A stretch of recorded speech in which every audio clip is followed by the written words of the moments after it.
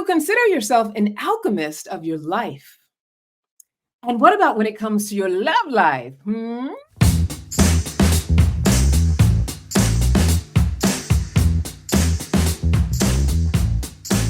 know how educated women of color are all too often socially considered to be the least likely to have a healthy, sustainable romantic partnership? Well, I am here to make sure that we attract our equal and create the loving relationship that is our birthright. Hey, sweet babies, I'm Candice, and let me tell you, I have been where you are. For years, I was unclear about my love life and trying to achieve society's idea of a romantic relationship. My families, the churches, the millions of romance novels that I read throughout high school, none of which got me anywhere but unhappy with my love life. Basically, it took abuse, grief, and even homelessness for me to learn how to let go of control and be guided to transform my love life. I broke free from those struggle love cycles and created a love life that I love, that loves me back. And now I'm here to guide you to do the same. So I want you to join me on this journey from feeling disappointed in your relationship history to madly in love. From broken and guarded to whole and happy. I'm here every week and sometimes, like today, with amazing guests. But I don't want you to just watch and listen. I want you to comment, engage, and be a part of this conversation. We talk a lot here, so you just got to get in where you fit in. All right, let's get started because I'm very excited to introduce my guest. My guest, her name is Chanel Caldwell, and she is an attraction frequency coach, a healer, a hypnotherapist, an NLP life coach, and a transformational speaker who helps women heal their emotional baggage and wounds so that they can attract the love and the life that they desire, as well as be fully present and genuinely enjoy life. We need this, right? Life, love, and the families that they already have. She helps women raise their vibration so they can get on the same frequency as the things that they want to attract, manifest into their lives. Chanel was able to manifest her dream, but was still suffering from depression. So after healing her past and coming out of that darkness, she is passionate about helping other women live lives full of excitement, happiness, and passion, and stop just surviving. So those of y'all who listen regularly and come back to the show, you can see why Chanel and I are very much aligned. I'm so excited to talk to her. Let me bring her on stage. Hold on, my sweet love. Let me make sure you're unmuted. Welcome, Chanel. Hey. Hi, honey. How are you? I'm great. I'm excited to be here. Thanks for inviting me. Yeah, I'm excited to have you. We talked a little bit when we did your pre-interview, and one of the things that I'm really excited about, besides the fact that we seem to be very aligned in how we sort of frame things, is that I'd like to get different generational views of things, right? And I feel like what you're bringing to this conversation is a rich, I'm not going to tell your age because ladies don't like to tell that, but rich millennial, different because I'm Gen X, different generation perspective on this, because there's certain things that are just constant, right? But I do feel like, in the different generations, we can always bring a fresh perspective. So I'm so happy to have you here. Thank you. Yes, I think that if we were to all talk to each other, all the different generations, there would be so much knowledge that would be passed. So got to do that. We got to stay in connection.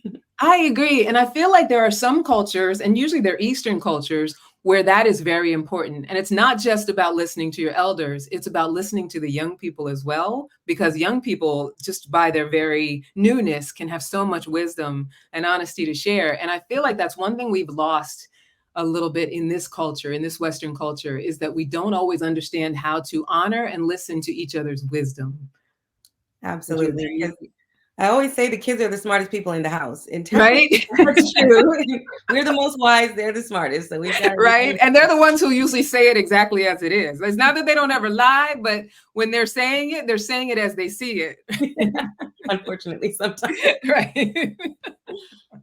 So for y'all who've been listening, you know that I love alchemy. I love the word alchemy. In fact, we talk all the time about what it means to take our trauma and our negative experiences and our cynicism around love and romance and alchemize it into opportunity for healing, growth, change, and healthy future love. So I love the Love Alchemy Blueprint, which is what we're going to talk about today, right? So tell me about it. What is it? What is it exactly? Because I feel like some people will look at it and be like, is this, what's this going to do for me? Like, what is it? I'll let you say. So the Love Alchemy Blueprint is actually just my life in 90 days, my Yeah. experience in 90 days, basically. Yeah. So what it does is it will help you to heal all the old wounds and baggages that you carry that you don't even know you're carrying, so that you're able to attract the love that you're desiring instead of having all these toxic relationships, right? Yeah. Or if you're already in a marriage, you may have attracted your husband on a lower frequency and it's just not perfect. And so Yeah. it's going to help you raise your vibration to enhance your marriage, ignite that flame, and also help you to engage better with your kids, people at work, and your family. So it's really an all encompassing like healing mechanism in 90 days. So it's Wow. amazing. So it's in those 90 days, like if someone, like if I were to come to you and say, I want to do the Love Alchemy Blueprint, is it something where that's the 90 days that we're working together and you're teaching it to me? Correct. Yeah. After that, obviously, everyone's on their own time frame as far as healing goes, but by the 90 days, you should be well on your way. And then I do have other ways to continue working together, but at that point, you would be ready to rock.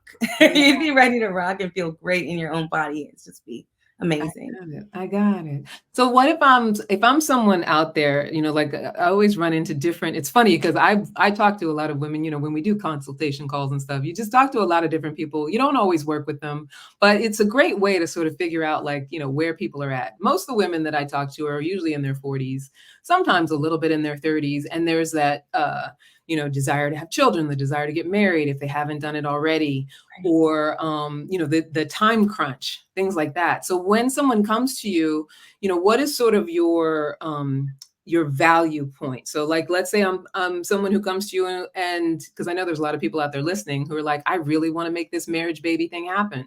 Right. And I want it really badly and it's just not happening and they're in that frustration. What Mhm. is it that you offer to them around it that makes it something that makes them feel like, okay, this is going to be the solution? Well, I think first and foremost, I always find a connection point with them and I always give my story because I've been there before. Yeah. But I think that when I let them know, hey, um, the energy you're giving off is a frequency. Yeah. And I always say that whatever frequency we're on, it's like a dog whistle to the people that you're inviting in your life. If you Yeah. have that desperation energy, or that sadness or that brokenness, you're going to attract people in the same form. And Yeah. so it's not like attracts like, oh, I like pizza, so does he, or it's not like that, right? Everyone Definitely. always thinks like attracts like. It's not like that. It's the frequency. So Yeah. I let them know, hey, this is the frequency you're on. And I've been there before. I've done it. I've been married for 14 years. Wow. We've been up, down. I've fallen in and out of love with my husband twice, right? And Yeah. so I can help you. I've been there before. And I think that my track record, plus when I break down my program, they're like, I'm in.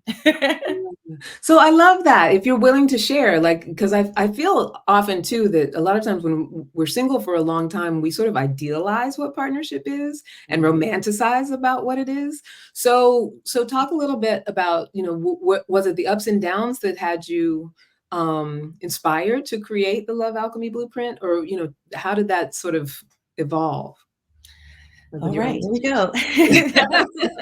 And this is a no judgment. I know we're like talking to the internet, but most of the people that listen to the show are very much in this conversation and in a self-awareness conversation. So, I don't want you to say anything you're not comfortable with saying, but Oh, don't, no. feel like this is a safe space. Yeah, you're No, I protected. tell my story all over the internet. It's okay. Awesome. Um, Okay. so since I was 14 years old, I was asking God to bring me a husband and children by the time I was 24. So Wow. anytime I saw a shooting star, I'd be like, yes, baby husband, at 24. Yeah. And by the time I turned, it was 2021, I was like, okay, 22. I think maybe I was 22 or 23. I was like, Mm. that's soon. I don't know if that's gonna happen right now, right? And it just was like, oh, maybe that's crazy thinking, So I didn't think about it. I kept attracting one bad guy after another. I mean, it Mm. just was horrible. I've had some crazy experiences. And Yeah. my last guy just blew through my life, got me kicked out of my apartment. He was cheating on me. Like I had to quit my job because they didn't want me to go to my college graduation, which obviously I worked really hard for, and I wasn't going to let them take that from me. So didn't have a job, getting kicked out of my house. And I was like, what am I going to do? Yeah. And then it's like when I broke up with the boyfriend, I'm thinking, God, why do I keep attracting all these fuck boys is what I call them, And I Yeah. thought, damn, am I a fuck girl? Is this like, is it me?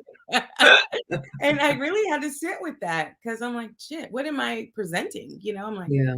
in that time I was in college, I'm drinking all the time, I'm partying, I'm like, always had a good job and things like that, but I wasn't presenting well. So I really had to sit with that.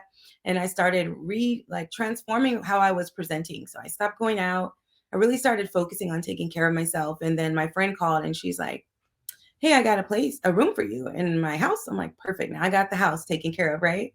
And Yeah. then I seen that my old job was hiring again. And I was like, oh, I'm going to go on that day and get a job. I told my mom, I already know it. I'm going to get a job on that day. She's like, you might want to look at some other jobs too, just in case. Nope. And so I go, and my old job's like, you can apply online. I'm like, dang. And right next to that booth was Comcast. I don't know if you want to blank that out. It doesn't matter, but It's okay. It's fine.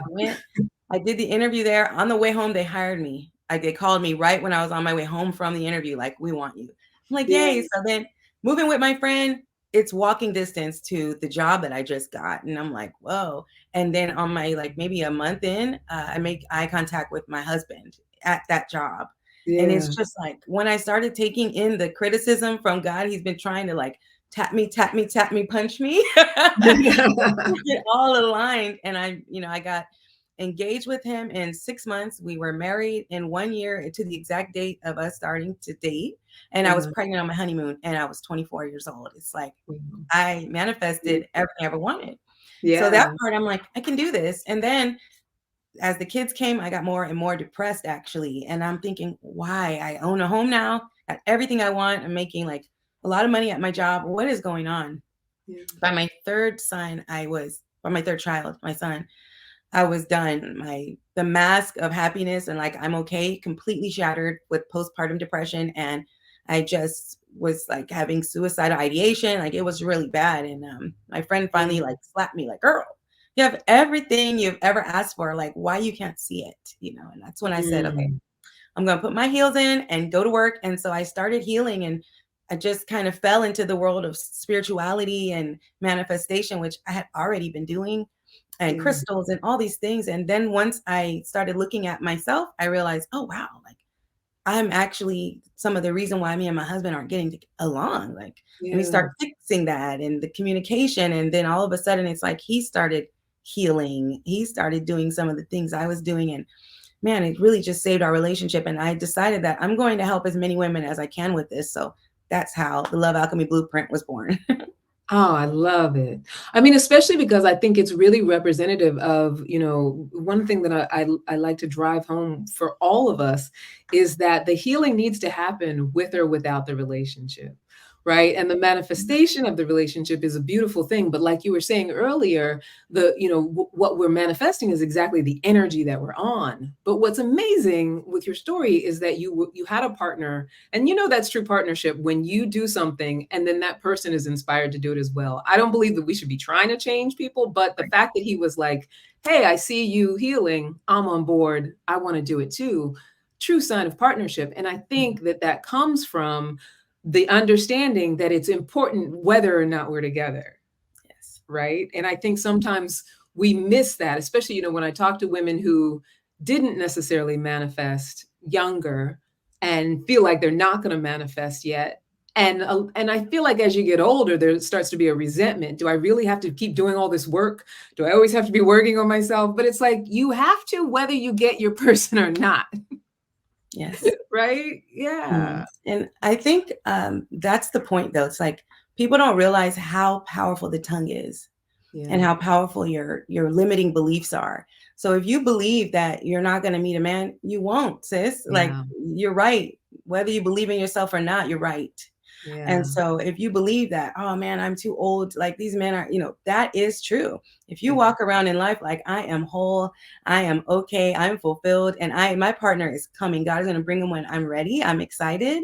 That's a different energy, So make sure you're not in the why I can't meet a man, frustration energy, because when you do that, you begin to like create a fantasy relationship. usually Mm. you'll have an idea that you've created of what you want, and then you will meet any man and you will try to make him fit in that box. Try to make it work. Yes. You try to change him and Yeah. you try to make it fit, and there's no such thing as potential. Let's just Yeah. keep it a stack.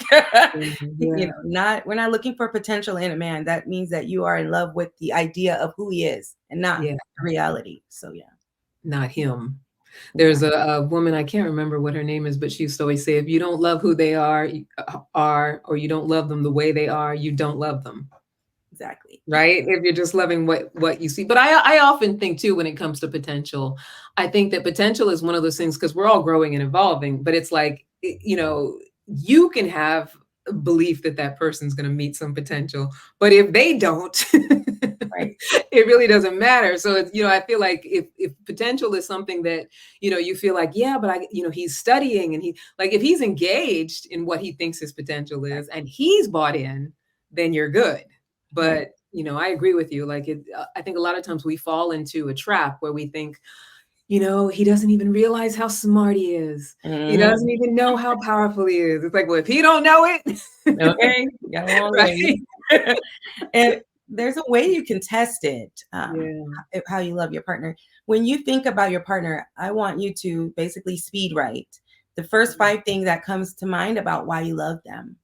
And if it's what he can do for you on that list, then you're not in love with him, you're in love with his potential. Yeah. So Oh, that's how you yeah. can figure that out. Yeah. Yeah, yeah. Because I think that, the great thing about giving people that exercise, and this is just coming up as you're even just saying it, is it just gets you conscious of that you're doing it by yourself when it's about what they can do for you. And that's not partnership. That's not an energy of partnership, right? Exactly, exactly. Yeah. Oh, I love that, Chanel. So is that kind of how it starts, the process itself? It's like, getting people present to that they're looking for potential, or, how do you sort of start people on the journey of it? Because I find, especially, more and more that people want their coaching to be easy.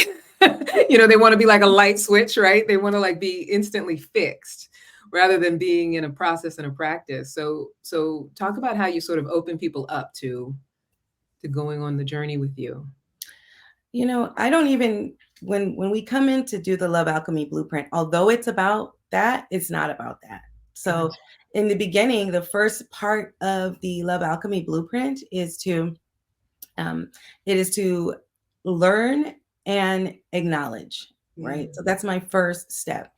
I call it the lab because there's 3 steps, but it's to learn and acknowledge. So the first step is, what is your vision? What do you want? Who do Mm. you want to be? Who do you want? What kind of a partner are you looking for? Because it is important. You can create the life you want. So we need you to write down what you want from this partner that you're waiting for. Yeah. You also want to know, what kind of relationship do you want to have? I mean, I have a whole list of things like romance. Like, what are you looking for? Because you do want your partner to have the foundation of everything you're looking for before you marry them, because you don't want to try to change them. Like, if you don't have a romantic Right. man, it's not going to work. If you want romance, don't try to Yeah. force it. Yeah. So we go over what they want, and then I need them to acknowledge their parts and why they Mm. don't have what they want. Yeah. And I need you to acknowledge it, because if not, then you might be trying to still find a way to make everybody else the problem, except for you. Yeah. Some of the problems that we carry that stop us from finding healthy partners are not our own control. Like, some women have been assaulted or been treated badly. That's not your fault, but you did invite them into your life based on your energy because you weren't healed. Now, whether or not whose fault it is not relevant. It's the Yeah. fact that your energy brought them into your life. So Yeah. once I can get them there, then we can go start on the journey. Then Yeah. the next step is to accept it and heal. So once we accept that that's what you had accountability for, then I can teach you how to manifest. I can teach you how to transform your limiting beliefs and your intrusive thoughts that you're having, and really get you going. And we'll also dig deep, find the root cause of any emotional baggage that you have, and we Mhm. will heal it with some of my healing techniques. And then we'll be ready to move on to the next step, which is beautiful embodiment, which is where now we have this clean slate. You're this stuff isn't bothering you anymore. It's not dragging you down. So now who do you want to be? What do you like? What are your passions? Do you know, do you take care of yourself? What is your self-care routine like? Do you meditate? Do you know what pleasure is for you? Do you know how to achieve that alone? So that you Important. It's more important than we're told, right? absolutely. As women, I feel like it's like boys. It's almost encouraged as long as as long as we don't see it. But with women, it's not even. It's not even like it's a thing. Yes, But yeah. you should know how to create your own pleasure. So not only can you actually receive that when you get it with your partner, but you can also show him what you like so that you're satisfied all the time. Yeah. And also, if you do that, you're not walking around in horny desperation, because sometimes, it's That's like a thing. you get the edge off a little, like when he stays and you're wondering why he eating all your kids' snacks, what I mean, in a month. That's hilarious. Right? I love too that you make that distinction around, when we have been through different hurts and pain and trauma and things like that, that it's not because I think sometimes we get caught up in the blame and the shame of it all, because it can feel very shaming. And so when we enter into that conversation about it, we're often a space for it, but not an invitation, right? We're not, like you said, we're not to blame. It's not responsibility for what someone else does. But, we do have to be conscious of our energy and what we not only allow, because sometimes it's not even an allowance. We haven't allowed it. Like something, people can do things that are traumatic that we had no say in, permission or not. But I think that the reason that we come up against those things is because it's an offering for, who am I in the space of this horrible thing that happened? And who can I be around healing myself, taking care of myself? And was I looking after myself or taking care of myself before that? Now, for young people who are still under someone else's care, it was someone else's job to look after you. But as adults, when those sorts of things happen, we always want to look at, like, am I a space for someone to think that they can come in my life and do this? I'm not responsible for their behavior. There's a lot of bad actors out there and horrible people who do horrible things to people. But when it comes to love and dating, I think you're so right on the money by making that distinction, that the only way we get to heal it is when we say, it's a no for me to let somebody in my house who is abusive to me, or, will not need my consent in order to do things to my body or my mind, or to take over my life in a way that doesn't work. Like, it's a no for me. I'm not a space for that. I don't bring that energy, and I don't invite that energy, right? Absolutely. I think that's the difference. Yeah. Yeah. What are you gonna say? I think that being assaulted or things that you can't control is very touchy. Yeah.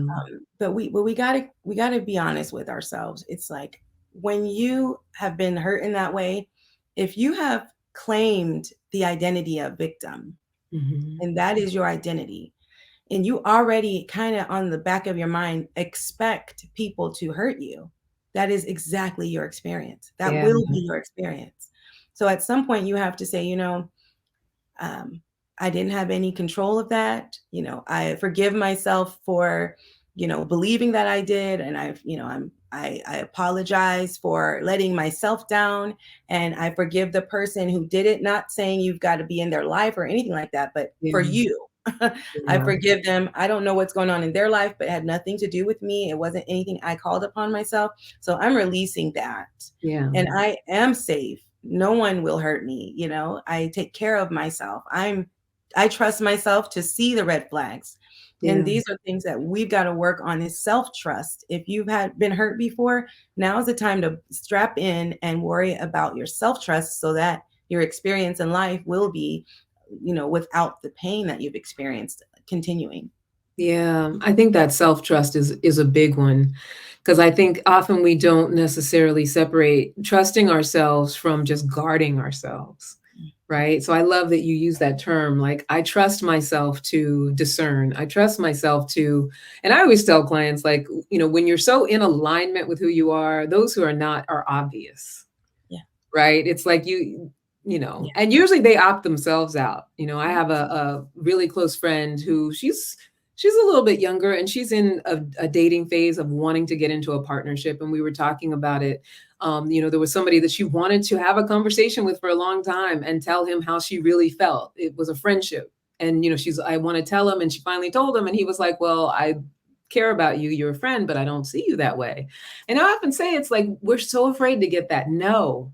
But if they don't see themselves in alignment with you, that no is a gift. Like, I'm like, please give me the no if you don't see yourself with me.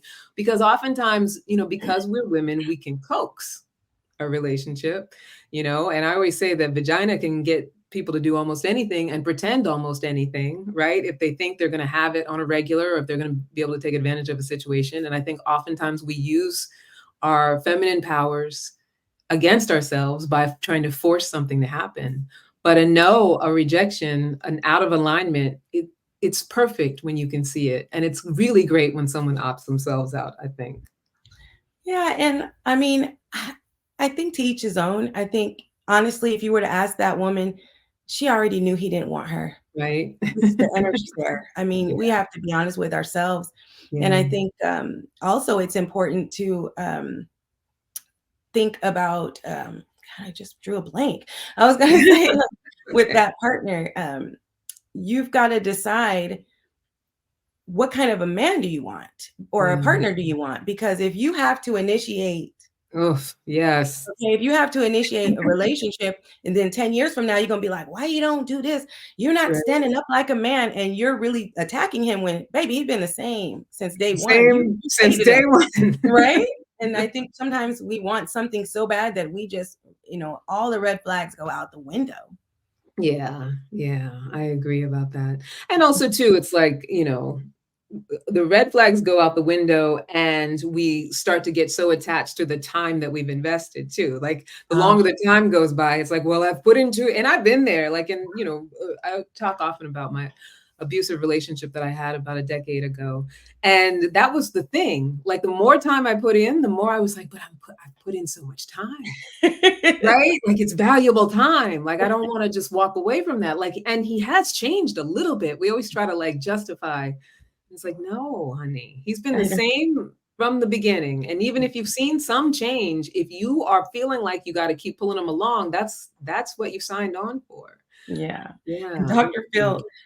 Dr. Phil always says, like, you're complaining that it's 2 years, but it's better than 2 years and a day, Right? Like, get out. Get out. There's no reason you're engaged for 10 years. I don't care. Yes. I do not care. A man knows what he wants. And usually men want their woman that they want off the market. So that's not something that you got to wait 5, 6, 7, 8, 9 years for. Now, it just depends on what you want. But most men aren't going to leave you out there single for 10 years if he really cares. Yeah, if they really care, and if they really see alignment with you, right? It's like, I don't think that it's the onus is on us to sit around and wait to be picked. I don't think it's that energy, but I do think that it's also not about running out and trying to choose somebody and force them to be what you want them to be, right? Exactly. It really has to do with finding that mutual alignment and allowing that to evolve and develop and see as you get to know a person, either they are or they aren't. And the thing is, I think you're dead on the money with how men behave when they think you're in alignment with them. It's easy because they will move heaven and earth.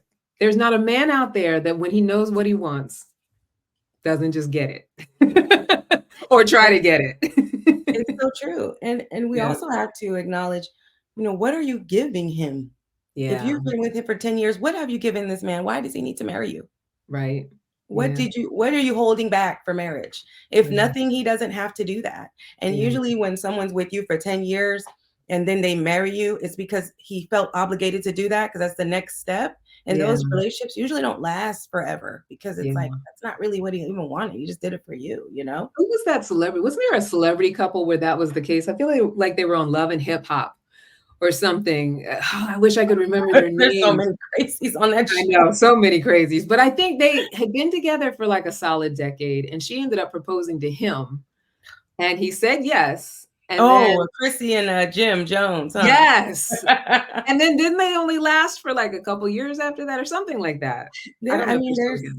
their relationship is so volatile, but I think she, in her mind, she's the kind that's like, I've invested, I'm ride or die. Yes. So I've had a girl. Right? Like, forget ride or die. Like, I'd rather die. And I think that in marriage, there is a level of ride or die, but it's not forever. You know, I saw this argument that was on TikTok about being in an unhappy marriage, and the woman was like, you know, you're not going to be happy, you know, your whole marriage. Sometimes there are segments, and some of the like, you know, red pill kind of guys were like, yeah, see, you're not supposed to be happy, and it's like, no, we're just saying that no, there's ups and downs. It's got to be ebbs and flows. It's not going to be, you know, if you're down here for years and years, you've really got to think about what are you doing. But if, you know, you're going to take some level of, there's going to be change in your relationship. And hopefully, if you do the work before you get married, you'll have an ideal partner. If not, like myself, I was in a marriage when I met him in my lower self. Even though I was a little bit aligned, I was in my lower self. And so there was a lot that I was doing to damage the relationship. And also, he had a lot of baggage. Obviously, we were on the same frequency that he needed to change. And luckily for me, he was willing to do that. But not all of them are. So you've really got to make the decision. Did I make the right choice? I can't go back. So let's see what he does now that I'm a different person, and see what, when I change, what he will bring. And then you got to make the right decision for yourself. Yeah, I totally agree with that. I often talk about, like, you know, trying to, not trying to, but authentically really understanding what will work for you. Because we were talking about marriage, and, you know, I'm someone who, you know, for most of my adult life was very avoidant around marriage. And I was in a like 13-year relationship to start out my young adulthood. So, you know, starting from what, 19 to 32, Wow. I was in a relationship with the same person. And you know, very much in love with him, and because of school. And then, you know, you think, oh, well, how were you together for so long and you didn't get married? So it was easy for me because while we were in school, I had that excuse. We're in school, let's not do all of that, you know, but not knowing that what was underneath was that I didn't want to. Like, I had ideas about marriage. I had thoughts about marriage that said, this is not for you. But I still loved this person very much. So even after graduating school and all of that, you know, we were together for a lot longer after school. Then I started to think, okay, maybe it is something that we need to do. But what was playing in the background was that that's what I was told I'm supposed to do. The obligation part. Yeah. You know, which is very different than, like you were saying, when you were 14, you had like a genuine, like, this is what I want for myself. And I think it's so important, because I don't think that that is age specific, to heed the call of what we want for ourselves, right? Like, I don't think that anybody has to get married. I don't think that anybody has to stay single. I think, you know, the only thing that we really have to do is figure out who we are and align with it authentically, right? Absolutely. And like you said, yeah, I wanted it at 14, but why? Yeah. I was told that that's the epitome of womanhood, right? That's the highest level of, you know, you get your woman badge, right? Like you're supposed to. Yeah. So all of these things, and you know, our parents, they bless their heart, you know, they do their best, but they bring all their baggage with them when they're parenting you, and they'll give you all of their, you know, limiting beliefs and intrusive thoughts. You know, it's like, I remember hearing, men ain't shit. Yeah. Men are always cheating, you know, you got to do this and this and that. I was told that I need to keep his, you know, stomach full and his balls empty. Like, what type of Oh God. like, oh my God. That's some old timey stuff. That sounds like something my grandma's mother would say. Exactly. It's like, why right? do we Like do generational. this?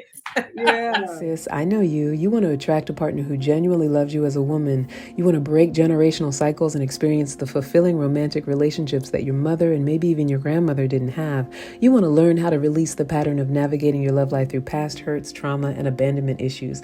So I've made this easy to consume, effective digital course just for you. It's called A Love Life That Loves You Back. I'm Candice Harper, a relationship coach and hypnotherapist, and I would love to help you create that love life. Just go to bit.ly/loving relationships for WOC. Can't wait to see you there. Yeah. So yeah, no, I get that. I totally get that. I mean, most of my journey has been about, you know, kind of figuring out what is really and what I was told, you know, just because I do think that we get so much sort of cast upon us as far as the supposed tos. Right. Yeah. Supposed to. And usually it's coming from a place, whoever's telling you that is coming from a place of their something they didn't have or didn't get. Yeah. It's like the person telling you about marriage, I don't even got a man. Like, what are you Right. talking about? Or if they ever did, it just didn't work. Like it Didn't just, work. yeah. And I think that's a whole conversation too, because I think that we think that there's some like magic skill to it, because I come from a family where marriages are long. My parents were married for 56 years. My sister's been married for over 35 years. Right. And my younger sister, she's been married for, I want to say, almost 20 years. And aunts and uncles, marriages are long in my family.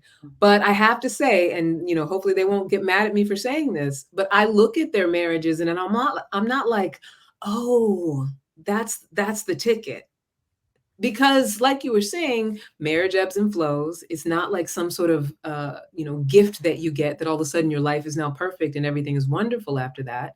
But we have to be really cognizant of, like, is the desire coming from something that is true for us, that we want to feel, that person that we meet, the reason that we want to marry them is because we have core value alignment. We see Right. each other as life partners and vision creators, all those things that are most important to us at our heart. Not, Right. I was told I was supposed to get married, so I married this person, and now Right.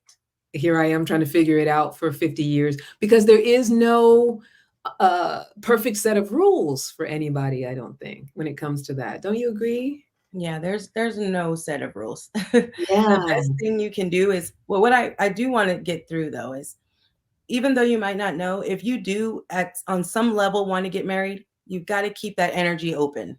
Yeah. I'm going to get married one day. It Yeah. doesn't have to be, I want to get married right now, but a lot of women are like, I don't want no man right now. I'm about to do this career first. I want to go to That's an energy too. and that's blocking it. And a lot of Yeah. women in other races, I'm not going to say all, they're what they're being taught younger is to be looking for those type of partners in college. Yeah. you Yeah. know, What do they call it? The MRS degree? it's like the doctors is in the school. You know what I mean? Like, Right. why are you driving to the hood on the weekend to find your dude? Right. Where are you going? But just keep that part open. And if you genuinely want to get married and to a good person, to a happy, it's okay to have an idea of what kind of marriage you want. Just Yeah. because your parents or people you've seen have a horrible marriage, that is not your reality. And you Yeah. don't take that with you and say, well, marriages suck. So no, yours can be amazing. Do you believe that you deserve an amazing partner? Yeah. And if you don't, then we got to get that work done. Yeah. It all comes back to mindset, right? It Everything. always comes back to that. Okay, so I'm on my Love Alchemy Blueprint journey. And so now we've gotten clear about what my vision is. We're in process, we're doing the work. You talked about, and I love that you do hypnotherapy as well. Like, I feel like that's something we don't find very often, right? So now I gotta, like, clear out the old stuff and the old pain and the relationships that didn't work out, and all the stuff that I see on TikTok, and negative things that I think about the people that I want to date. Like, what, how do I manage all of that if I'm going through the process? How do you manage it? What do you mean by that So exactly? what is it that you would have me do to manage all of that? Like, I'm coming with all the preconceived notions and the pain and the, like you were saying, I'm that woman who's like, well, I can't be worried about marriage right now because I just gotta, Right. even though it's what I really want. I see. So you're Yeah. asking, like, how do we manage the limiting beliefs type of thing? Yeah. Okay. Yeah. Well, I have a lot of different ways, but my favorite is we got to ask ourselves 4 questions whenever we have a limiting belief or an intrusive thought. And we have a lot of those all day long if you're really listening. But there's 4 questions you ask, and then there's a way that you can begin to retrain your subconscious mind. So I do a lot of subconscious mind work. I actually would use that to find out what happened to you in your past. Some things I might bring up you might not even remember. Yeah. But it's going to go back in your subconscious mind. Is like, let's just say your conscious mind is like the gate. It's like a gate, and can choose who you open and close the gate for in the subconscious mind. So you can choose what energy or what information you choose to believe and what information you reject in your Mm. conscious mind. Your subconscious mind does not have that ability. It receives everything it is given, and it is given things through repetition and trauma. Okay. Mm. So when you're growing up, when you're between 1 and 7 or born in 7, that your subconscious mind is everything. That's basically all the kids are functioning on. So you're feeding their permanent at that point Yeah. between those years. I mean, it is fixable, but so when you have repetition or trauma, it goes into your subconscious mind. So a lot of those thoughts, like, oh, I'm not going to get a man, those are in your subconscious mind. And you don't even notice that when you meet a man, you're making a stern face. You might not hold his hand. These are all things you're not even thinking about because your Yeah. subconscious is right. Your subconscious mind is the same thing that helps you blink and breathe. You don't think about it. Yeah. And so we would go in there and I would ask you to identify some of these limiting beliefs that you think. And then we Mm. ask questions like, okay, um, do I have a reason to believe this thought? It's one of the questions. If I was thinking about someone else in a similar situation, would I have the same thought? You know, like I Mm. can't get married. Well, if someone else could get married, why would you say that about yourself? Right. Yeah. And Yeah. then do I have any reason to believe that this is the true thought?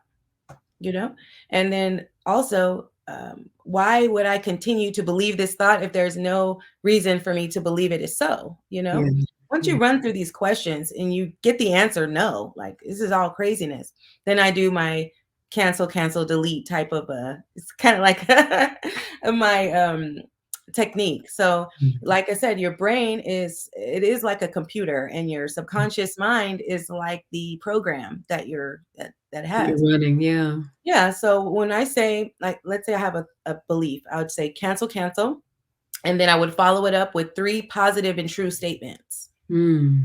Then I would say, let's say it's I'm not going to get married. You know, no one wants to marry me. Cancel. Actually, I am very loving. I'm kind. I am going to get married because I'm worthy of marriage. You know, you Yeah. can say 3. And this is something you're going to have to do. It is work to reprogram your subconscious mind. So you're going to have to do this. You can do it on a schedule, like every day you go over the ones that you've identified, or whenever they come up, like limiting beliefs and intrusive thoughts. You know, anytime you say that, you do it over and over again. When I was working through mine, I'd be washing dishes and I'd be like, cancel. My husband be like, Yeah. I'm Right. fine, I'm fine.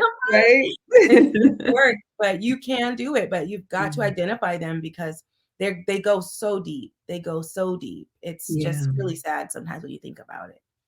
I love the way that you're describing that. I also think too, it's like, it's practice because we've been practicing those shitty beliefs for so long Yes. sometimes. I even, I find myself all the time, and I love like that. That's just a great sort of an NLP trick, like to just say cancel, but just the process of catching myself, Yeah. right?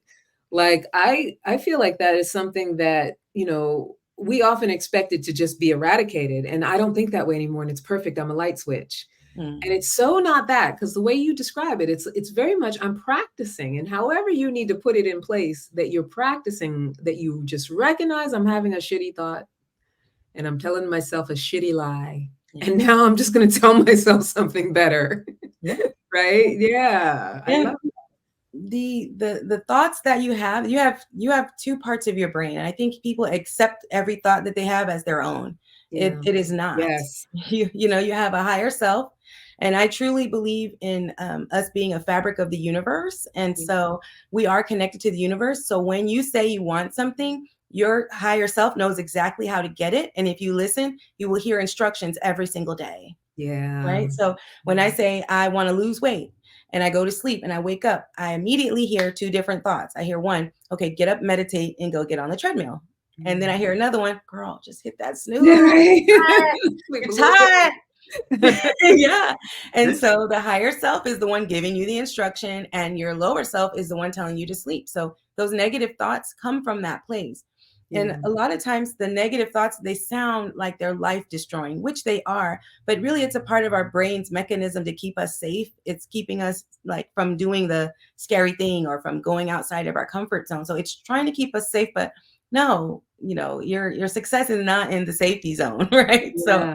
Yeah. acknowledging that the thought you're having is not you and observing that thought is a different way to look at the thoughts in your mind. You're like, that's not me. Be quiet, shut up, and get out of here, Yeah.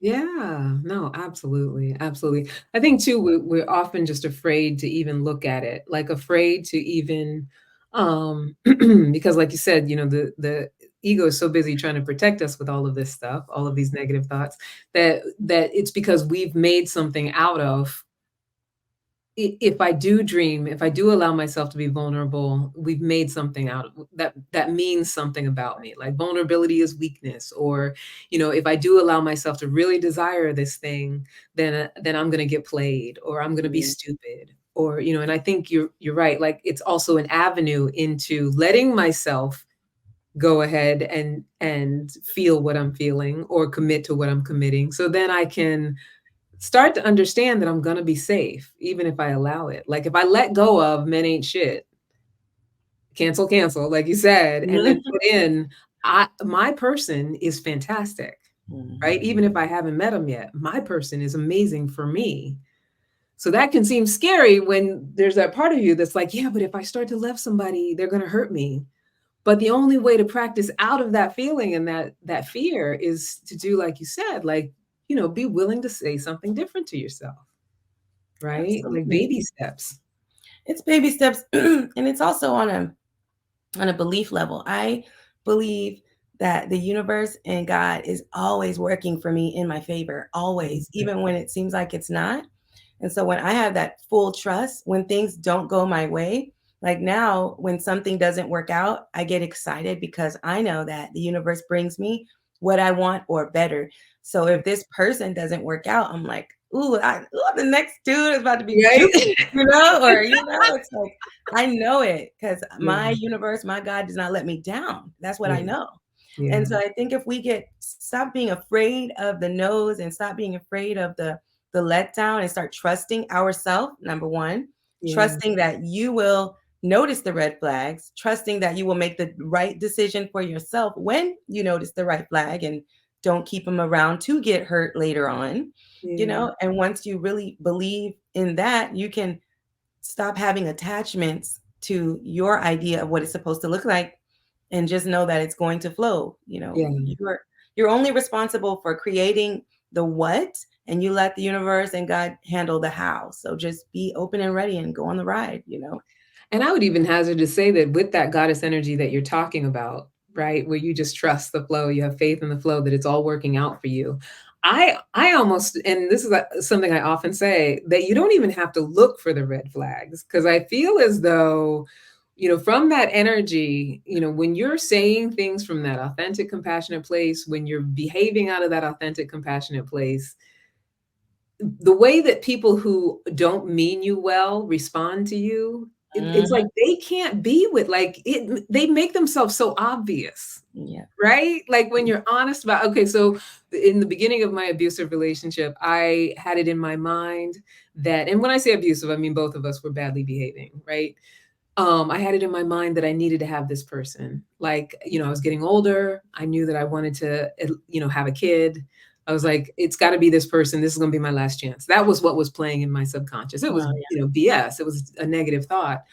But I would do things like, he played me his 15-year-old rap demo tape. And I would be like, oh yeah, that's really good. It sucked. Like I would pretend, because I was trying to make this thing happen. I would try to be supportive, even though he wasn't doing anything that I'd want to support, because I Yeah. was trying to make this thing happen. And if I would have been in that sort of relaxed goddess energy, knowing that what is for me and will come to me, I would have released all of that and Mhm. just been like, yeah, really, that's your demo tape? You know what I mean? Like maybe you need to, right? But it would have had me responding in a way that he would have been like, it would have either brought out better in him, meaning that, Right? what, you're right, it sucks. Like I need to, if I'm going to do something with this, I need to get better. Or it would have had him be like, oh, you can't support me, you're not it. Which would have been a favor. Like I Yeah. wish I would have known to have him in that position, right? Because Yeah. that would have been what, 4 years that we wouldn't have had to go through all that, which I don't regret that. You learned a lot, I'm sure. Right? Learned so much. And I do believe that those experiences, it's almost like we get, you're like up against the rocks. It's like it brings out whatever is within you and whatever needs to come out, right? We meet those mirrors of ourselves, and so I don't regret that relationship in that sense. But, let's say if I were to go back, they would say if I knew then what I know now, I just would have known, just be in your goddess energy, because you're either going to bring out the best in him or he's going to move away. And I do think it's possible, if we're not trying to, from that goddess energy, to only experience the best of a person, right, initially, and even someone who doesn't show that to other people, or doesn't show that to other people that they're dating or that they have dated. Because sometimes it's just knowing that you don't settle for the okie doke. It's knowing that you're impenetrable when it comes to knowing who you are and what you want and what you stand for. Absolutely. And I think that the conversation of, how do I know I'm not looking? It's your intuition. Yeah. It is so important for women to learn to trust their intuition. It's usually right. Yeah. You get that feeling when you're like, oh, something ain't right about this relationship. But if you're even having the conversation like, but I've invested so many years, you already know that means your brain is telling you, get the hell out. Right? It's like, why are they saying that? It means you're ready to go. It's like, Yeah. trust your intuition. And if you have experienced a lot of things, life is like a video game. Once you're already on a level, and if you're already in a negative place, now you're on this level. So now we've got to do all the trials and tribulations, jump over the rocks, get, killed a couple times to get to the next level of our life where we can meet, find the princess or whatever. But I always say, like, if you thought about your life as a video game where that there is a winning level, you can win. The princess is at the end. You just have to find a way to get there. You wouldn't feel so attached to all these negative moments that happen to you, because you would know there is a way out. There is a next level. There is a next, and I can win. So just think of it like a video game. 100. I love that. I love that. I mean, I feel like, much older than me, they'd be like, video game. But, Atari came out when I was in middle school. And so that analogy of like going to the next level. Yeah, I agree. And, there's no regretting the last level, especially if you passed it. It's done. Yeah. Right? You got through it. You got through it. You learned some new tricks on your controller.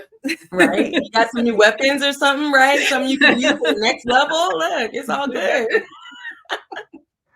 I love it. Oh my gosh, I feel like I could go like all day, but I know that you're in the midst of a summit right now. Like, you're in the midst of a big project right now, right? I am. It's called the From Broken to Unbreakable Summit. I've put together 17 amazing women who have all been in like just a stuck place, whether it was like depression or just being in a low place or just not living in their truth, to finding that moment when they're like, what is going on? Having that catalyst, creating the life that they love and enjoy, and like really explaining to the people that are watching how they did it and how the other people can do it too. And so it's really amazing. And it's 10 days, but it's via email. So once you opt in, you get an email that has 1 or 2 interviews a day, and each speaker is giving out a free gift for everybody that's watching. So it's really amazing.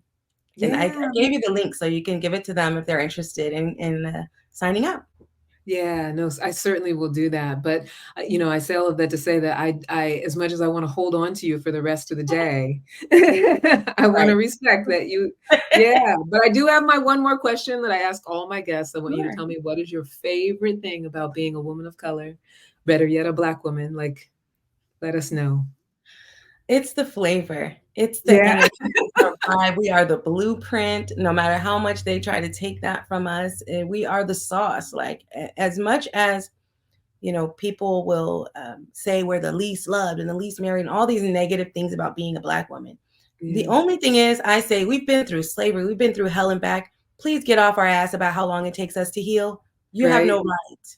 Yeah. If we're still wearing wigs, give us a break, okay? If we're still, we're still fighting each other, give us some lenience, right? We really need to allow us to heal, to get to that next level. And I just love us because even through everything, we still step up, we still show up, and we still thrive through it all. So I just really, really, really love being Black and a Black woman. Yes, yes. Thank you so much, my love. That was beautiful.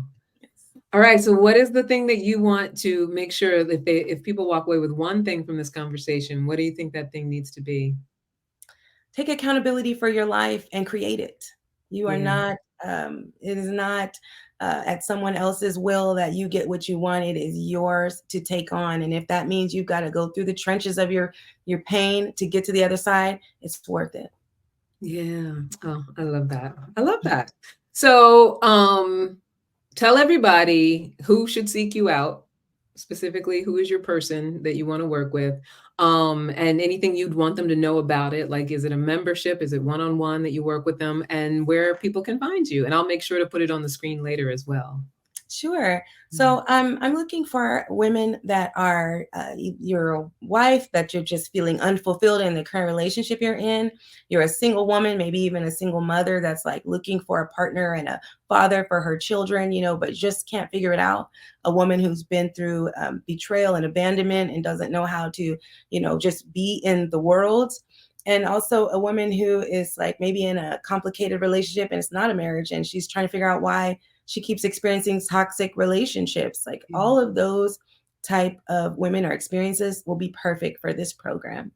Got it. I love it. Yay. And I love that you're doing this work. I love it when I meet other light workers who actually care about our experience.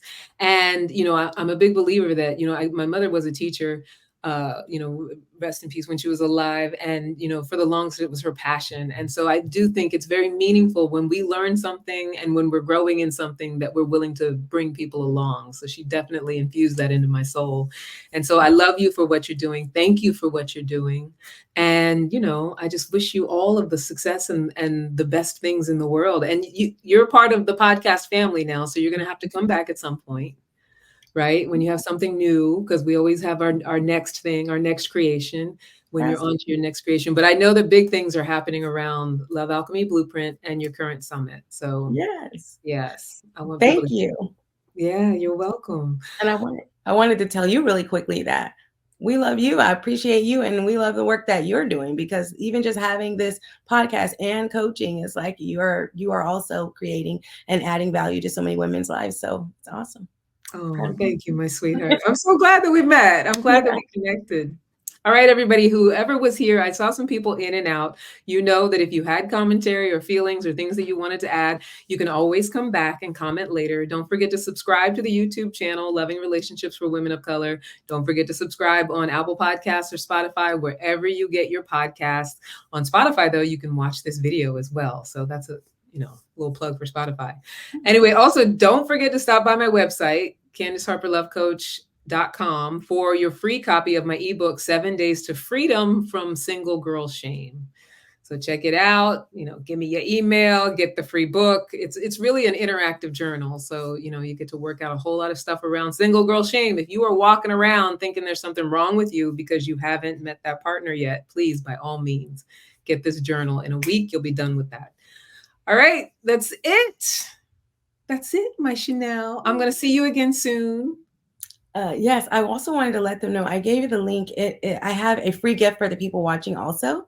Oh, it's called the Fuck It, Focus on Me Happiness Guide. I love it. 10 practices in there for mind, body, and soul to help you feel better about yourself, find your passion, and learn to connect and embrace your body. So, yes, the link. Say the title again. I love it. Fuck It, Focus on Me. I love that. That's perfect. Genius. Yes.